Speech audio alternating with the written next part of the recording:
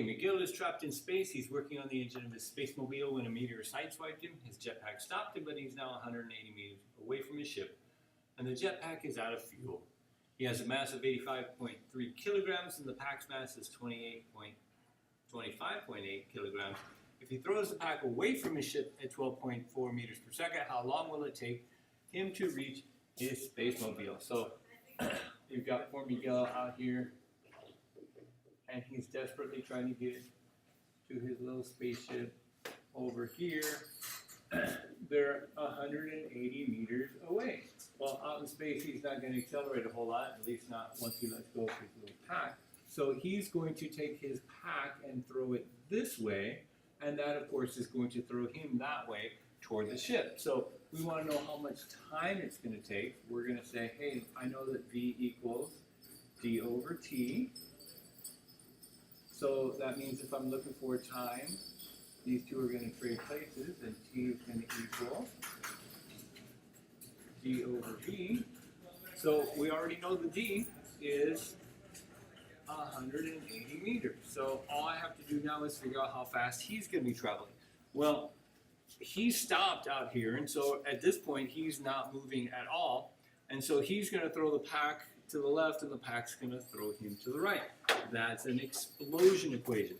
So what's going to happen is we're going to have the M1 V1 going this way is going to equal the M2 V2 going that way.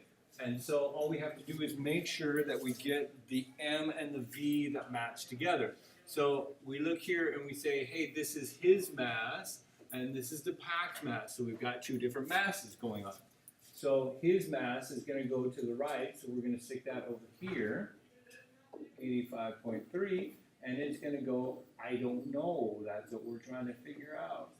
And the pack, on the other hand, was 25.8, and we said it was traveling after he shoves it at 12.4, because Miguel is very strong. That's a good shove.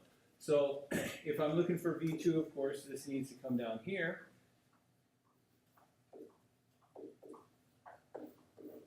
And that will tell us how fast he is moving after he shoves the pack and the pack shoves him back.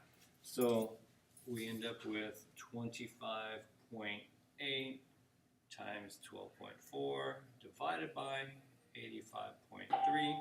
So we find that his velocity afterwards is 3.75 meters per second, and so that, of course, was what we were missing here.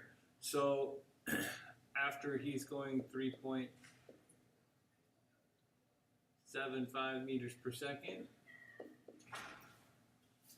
we have to multiply that, or divide that into 180, and we find that he's traveling along for an agonizing 47.99 or 48.0 seconds until he reaches his ship. And so that's it. Nothing to it.